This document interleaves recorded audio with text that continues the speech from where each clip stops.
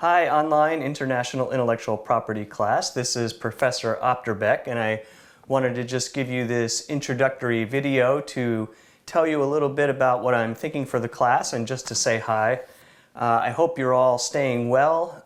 Obviously, these are unprecedented times, as we always say, but at least we have this online class, which had been planned to be online all along, so we have at least kind of this mode in which we can meet together and work together during this semester. I'm really excited about this class. I used to teach international intellectual property for a few years as a standalone class a number of years ago. It sort of went away as other things were changed around in the curriculum, so I'm excited to be able to now bring it back in this format.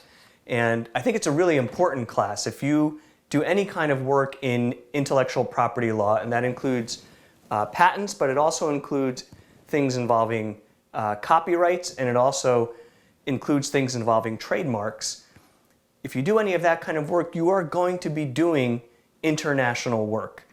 I spent one summer working at a large pharmaceutical company in their trademark department, and they had thousands of marks all around the world in dozens, tens, hundreds of different countries around the world. So they're keeping track of that all the time. I did a lot of trademark practice at the law firm where I worked at, and again, we had to be paying attention because a brand portfolio is a global portfolio.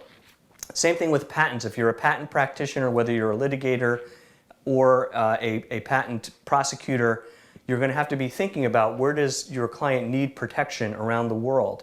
And likewise with copyright. If you are representing sort of traditional copyright industries like physical publishing, or more likely if you're doing work involving computer software, involving something like YouTube talent or something like that, you're dealing with distribution that is global because it's on the internet. And so you're going to be dealing with international intellectual property law. So this class, I think, is an interesting and important one for you to take. Now, let me give a few thoughts about your progress through the class. I know that some of you in this class have had at least one intellectual property course, an IP survey or patents or copyrights or trademarks. And if that's the case, that's great, and you have some background already. If you have not had any intellectual property course, it's going to be useful for you to have some understanding of the basic outlines of intellectual property law in general and in the US. So the first thing that I've put together for you is a review unit on general principles of intellectual property. Now, if you look at one of those and you've had the class already, you might be able to skip quickly through some parts of that unit. If you haven't had those classes, I highly recommend that you take the time, and it will take a little extra time for this first unit, to go through those carefully and to give yourself at least a feel for the way these different rights work. What you'll see when we get into the substance of the international stuff is that we're often talking comparatively between other countries, in particular the EU, but other countries as well, and the US.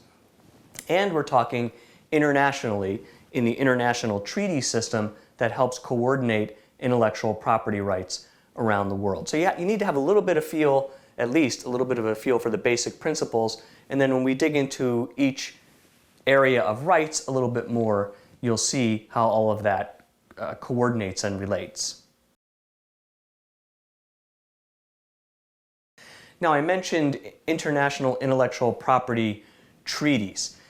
There is no international intellectual property law per se.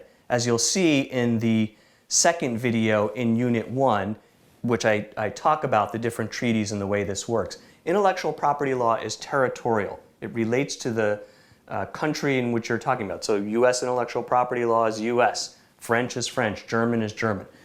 There are some overlays to that, as I talk about in the video, particularly the European Union, which has supranational law throughout Europe. But the law is territorial. The international law is treaties that coordinate the national law. So a lot of what we spend time doing is looking at the details of some of those treaties. And again, in the Unit 1 lecture, I give an introduction to some of the key treaties.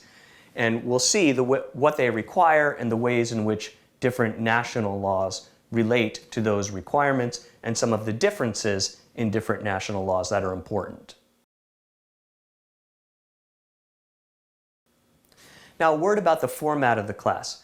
This class, of course, is fully online. All of the work that you're doing, all of the materials that I'm giving you are going to be in an online format mediated through Blackboard. All of this is asynchronous. There's no time when you all need to log in together. However, there are deadlines each week. So you need to pay attention to the deadlines for the work that you need to do each week, and there's generally a regular rhythm each week, which is specified in the syllabus. Let me first talk about the lecture materials. The lecture materials are interactive videos that I put together each week.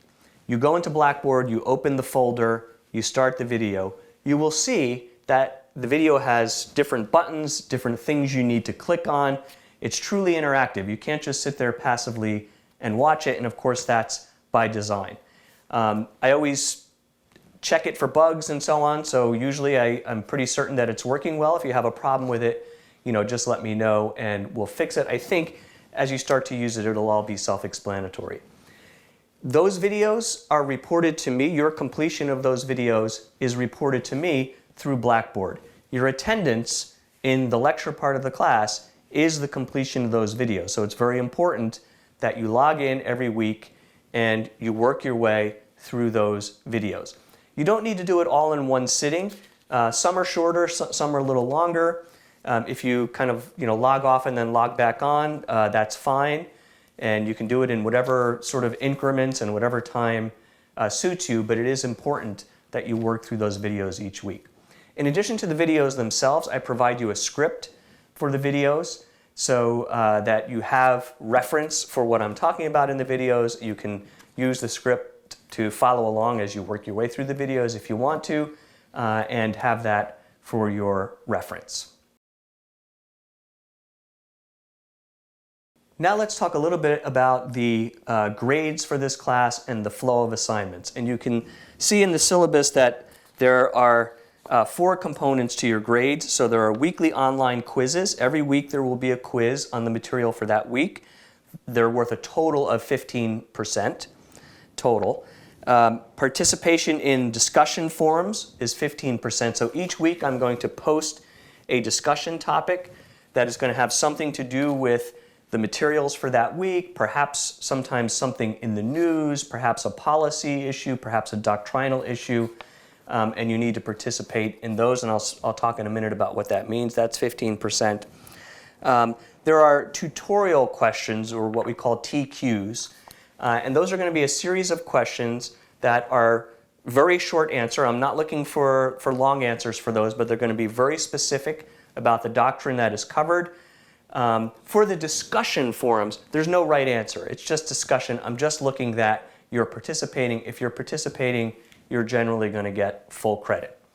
For the quizzes and for the tutorial questions, there are definite right answers. So, if you get something wrong on a quiz, you get it wrong. The tutorial questions are asking very specific questions, and I'm looking for an answer. None of them are hard. You can use the video script, any materials you want. It's just designed to review the material that we're covering for that week. And then the fourth part of the grade is an anonymous open book examination at the end of the semester. And this will be a traditional issue spotter type examination, and as you'll see, that is worth 60% of the grade. So the final exam is the biggest component of your grade, as it is in most law school classes, but you'll see that these formative assessments, these things that we're doing throughout the semester, really can make a difference in your grade, so you really do need to pay attention to them. So let's talk a little bit about how the flow of the schedule will work. Each week throughout the semester, once the semester starts, on Sunday the week will be considered open. So the content for the week will be posted, the discussion forum will be available, the tutorial questions will be available. By Wednesday of each week, your first discussion forum post will be due. You'll see that your first initial post needs to be at least 500 words. Now, I'm not sitting here sort of vigorously counting words, but 500 words is about a double-spaced page, and obviously you're going to be typing this into Blackboard, but you can get a feel for a few paragraphs of that initial discussion post. So that first post is due by Wednesday. By Thursday of each week, the quiz will be available. So I won't make the quiz available till Thursday. I want you to get through the material first. The quiz is designed to reinforce the material. That will be open. By Friday of each week, you will need to do at least one follow-up post on the discussion forum to at least one classmate. And the idea of this is, this simulates a little bit the in-person classroom where we're having some back and forth. I will, pop in now and then into the discussion forum, but I'm looking for you to interact with at least one of your classmates. You can do more if you'd like, but at least one. And those need to be at least 250 words. So again, I'm not vigorously counting words, but you're looking for a paragraph or so. It can be longer if you want, but we want some interaction in the posts. And then on Saturday of each week, you have to finish the quiz, and this is by midnight Saturday. Finish the quiz and respond to all the tutorial questions. Obviously, you can do it sooner, but you need to do it at least by Saturday of each week. That will be the flow pretty much every week.